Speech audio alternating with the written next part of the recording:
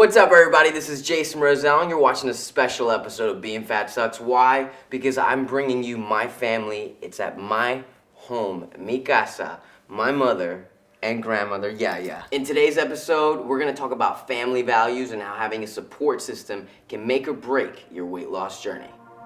You know, growing up was not easy. I'm sure it wasn't easy for anybody. Ever since I was 5 years old, from kindergarten to middle school, all the way up through high school and even college, I was just very overweight. I never in my wildest dreams thought I would be in this physical shape. It's been nothing but struggle. Because for those who say it's easy, believe me, it is not easy.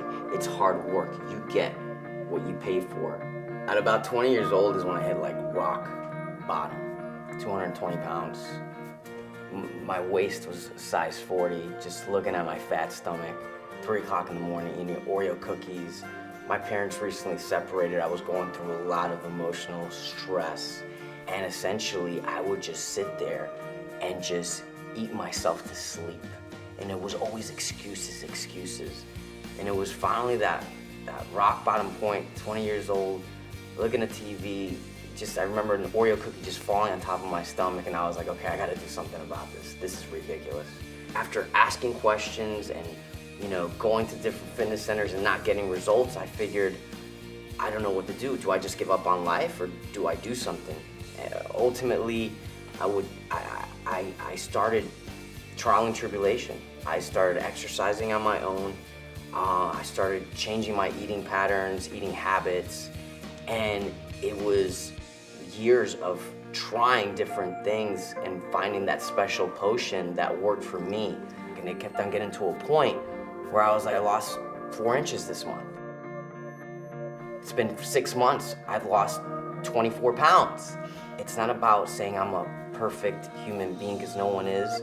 It's been a struggle, and I'm glad that I overcame it. Growing up in Queens, New York, wasn't the best of neighborhoods, so to speak. My mom, she worked a lot with my father. They ran car businesses, and I didn't get to really spend a lot of time with them.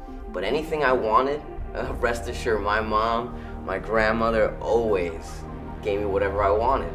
But one of those things was food. It got to a point where food was like my best friend. I didn't have a lot of friends growing up, Video games, school, eating. I had my own issues, working, doing a lot of traveling with the cars, etc. I had a million excuses, and everything that we ate was bad, and pastries. I just remember her being so busy, but it's so easy to say yes versus no. She just gave me whatever I wanted, and most of that was food.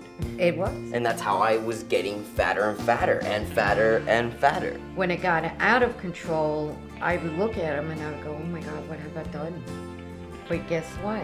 I was heavy too. I was going to the food. Everything was food. When I think back, I would have done so many things differently. I felt that my only way out was to eat. I'm sorry, but it isn't. And it finally clicked. I'm an addict.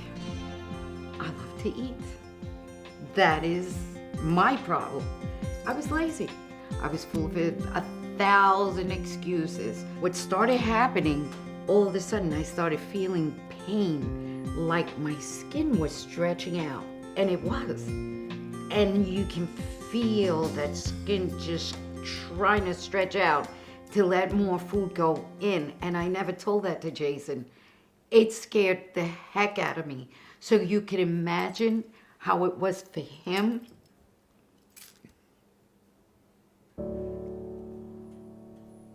When he was a little boy, and I feel guilty today.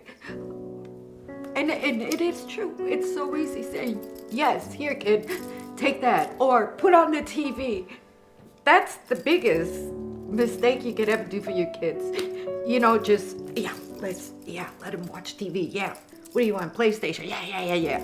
And your kids are there, they're not doing anything, they're just sitting there. And he was giving me all the signs, because even though he was chubby, he was jumping off the tables. He would do plays. He would go and get all the kids and do all the shows. Hey, mom, we're doing a show. And I never even saw that either. I never asked him what he wanted to do when you grow up or anything like that because I was too busy with my own little problems. And as far as parents, I mean, you've got to start doing what you need to do today. I will look for different excuses to tell my son why he was fat.